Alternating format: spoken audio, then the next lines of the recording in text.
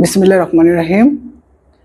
এখন আমরা যে বিষয়টা নিয়ে আলোচনা করতে যাচ্ছি সেটা হলো যে 1 থেকে আমাদের যে 100 পর্যন্ত যে সংখ্যাগুলো আছে, সেই সংখ্যার যে সমস্ত সংখ্যার শেষে আমাদের 1 আছে, এই 1 শেষে 1 যুক্ত সংখ্যার উচ্চারণগুলো আমরা প্রায় বড় ছোট সবাই এটা ভুল করে থাকি। এটা সঠিক উচ্চারণটা করা একদম জরুরি। তো এখানে আমি বোর্ডে আগে লিখে রাখছি, সময় বেশি লাগবে দেখে আমি লিখে রাখছি যাতে সহজে বোঝা যায়। এখানে এই শেষে 1 যুক্ত শব্দ আমাদের যে কয়টা আছে এখানে লিখছি কি, এই 1, 11, 21, 31, 41, 51, 61, 71, 81, 91 আর লাস্টে আরেকটা লিখছি কি 100। এখানে বানান অনুযায়ী এই সংখ্যার যে বানান, সে বানান লেখা আছে কি এক, উচ্চারণ কি হবে 1, 11, 21, 31, 41, 51, 61, 71, 81, 91, 100, 100। এখন এই যে বানানটা বইয়ে লেখা আছে, আমরা যদি এইভাবে বানান অনুযায়ী যদি আমরা নিজেরা শিখি অথবা বাচ্চাদের যদি উচ্চারণ শিখাই, তাহলে এটা মারাত্মক ভুল হয়ে যাবে। কারণ এখানে যেই বানান আছে এই বানান অনুযায়ী এইগুলা সংখ্যার উচ্চারণ এরকম হবে না। কারণ হলো বাংলা ভাষার যে ধ্বনির পরিবর্তনের যে কিছু নিয়ম আছে, এই নিয়ম অনুযায়ী এই উচ্চারণগুলো আমাদের চেঞ্জ হয়ে যাবে। কিরকম? এই যে 1 এর সঠিক 1 এর সঠিক উচ্চারণ হবে 1, মানে এ হয়ে যাবে এ হয়ে যাবে এ।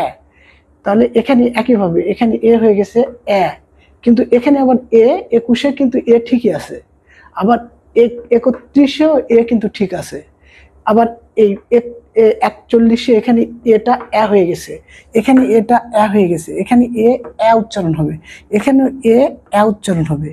একইভাবে সবগুলোতে এই দুইটা ব্যতীত লাল কালি যে দুইটা মার্ক করছে, এই দুইটা ব্যতীত এই সবগুলো থেকে এই 9টাতে কিন্তু আমাদের এর উচ্চারণ এ হবে। তার মানে সঠিক উচ্চারণ এটা বানান অনুযায়ী হবে না, হবে কি 1, 11, 41, 51, এটা হবে কি 51। আচ্ছা, এরপর হলো 61, 61, এটা হবে 71, এটা কি হবে 71।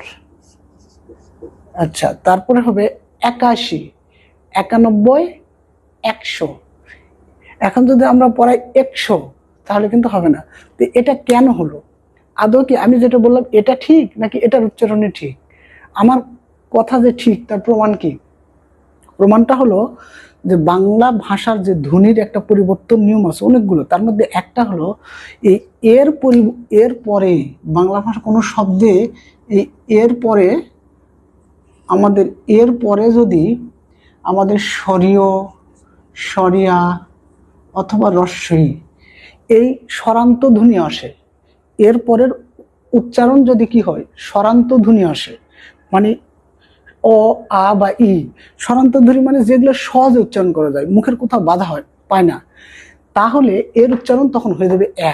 যেমন এখানে এক উচ্চারণ করতে এ আর কয়ের মাঝখানে একটা আমাদের এই কয়ের সাথে রস্বই আসতেছে, যেটা লুকানো অবস্থায় আছে, এই কারণে আমাদের এটা তখন এ হয়ে যাবে।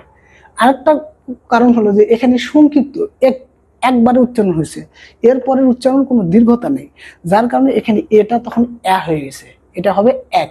একইভাবে এরপরে গা আসছে, এই আসছে বিধায় এর উচ্চারণ আ হয়ে গেছে 11, 11। এরপরে এখানে আসা কি হয়েছে, যদি এই অ, আ, ই এটা না হয়ে যদি এর পরের উচ্চারণ যদি আমাদের হয় হ্রস্ব উ, দীর্ঘ উ অথবা হ্রস্ব উকারের মতো অথবা দীর্ঘ উকারের মতো, এই শব্দগুলো উচ্চারণ করতে গেলে আমাদের মুখের কোথাও না কোথাও বাধা পায়, সময়টা বেশি লাগে। দীর্ঘ এগুলোকে বলা হয় দীর্ঘস্বর বা রুদ্ধস্বর। এই রুদ্ধস্বর হলে তখন এর উচ্চারণটার পরিবর্তন হবে না, তখন এই হবে। যেমন এখানে কু, এই কুটা উচ্চারণ করতে একটু লম্বা সময় লাগতেছে, মুখের কোথাও না কোথাও বাধা পাচ্ছে, এই জন্য এ কুশ, এর উচ্চারণ এই হবে, তার মানে এ কুশ, একুশ। আর এরপরে এই যে এরপরে যে ক আছে, এই কটা যে এখানকার ত যে রফালাই তকে ধরবে, তাহলে কত, এই কত, কত কত, এই উচ্চারণটা বেশি দীর্ঘ হচ্ছে, এই জন্য এখানে এর কোনো পরিবর্তন হবে না। এর জন্য এখানে এ ৩১, তাহলে সঠিক উচ্চারণ এ ৩১, এ ৩১, এ ২১। বাকিগুলো সবগুলো আবার এখানে এক, এটার মতো, এই জন্য এক, এটা এ হয়ে গেছে ৪১। একইভাবে এ কা, এই এরপরে আ, এই জন্য ৫১, ৬১, এটার মতো সেম ৬১, ৭১, এটার মতো, যার কারণে ৭১, ৮১, একইভাবে ৯১, আর এই যে ১০০, এই ১০০ উচ্চারণ না করে ১০০, ১০০। তাহলে সঠিক উচ্চারণটা কি হবে আমরা একটু দেখি। এটা উচ্চারণ কি? ১, ১১, ২১, ৩১, ৩১, ৩১ না, ৩১, ৪১, ৫১, ৬১, ৭১, এরপরে হলো ৭১, এটা বানান তো ভুল হয়েছে, এটা তো তো হবে তো, ৭১, ৭১, এরপরে ৮১, ৯১, ১০০। তাহলে এই জিনিসটা আমাদের কি করতে হবে, খেয়াল রাখতে হবে।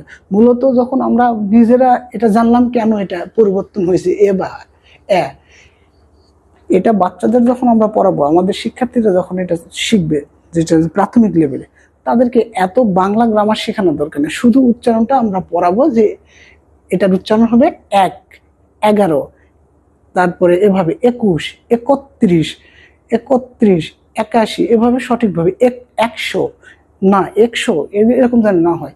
তারা সঠিক উচ্চারণটা শিখুক, পরবর্তীতে তারা জানবে যে কি কারণে এটা পরিবর্তন হলো।